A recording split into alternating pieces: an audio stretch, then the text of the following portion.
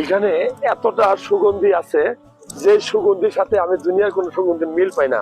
আপনাকে সুগন্ধি পাইছো?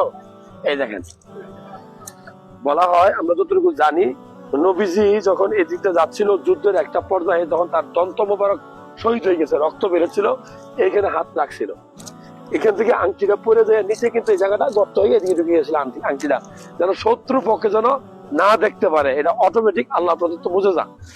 যাই হোক, এই জায়গাটা যারা দেখলেন, ভালো লাগলে শেয়ার করবেন। এইখান থেকে নবীজি উঠে গিয়ে এই পাশে দেখেন একটা গুহা আছে, এই যে অনেক মানুষ ভিতরে আছে, এটার ভিতরে এমন একটা গর্ত আছে যেখানে নবীজি বালিশের মতো করে মাথা রাখছিল, ওটার ভিতরে আছে।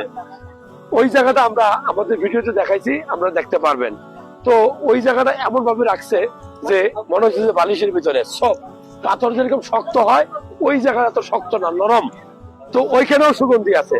যারা এই তথ্যগুলো দেখলেন, ভালো লাগলে শেয়ার করবেন, অনেকেই দেখতে পারবে। এই পাহাড় হলো সেই পাহাড়, দেখেন লাল হয়ে গেছে।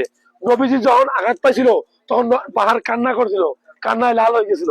এই পাহাড় কিন্তু বেহেশতি পাহাড়, অর্থাৎ জান্নাতি পাহাড়। এই পাহাড় বেহেশতে যাবে, এটা কনফার্ম। ভালো লাগলে শেয়ার করবেন।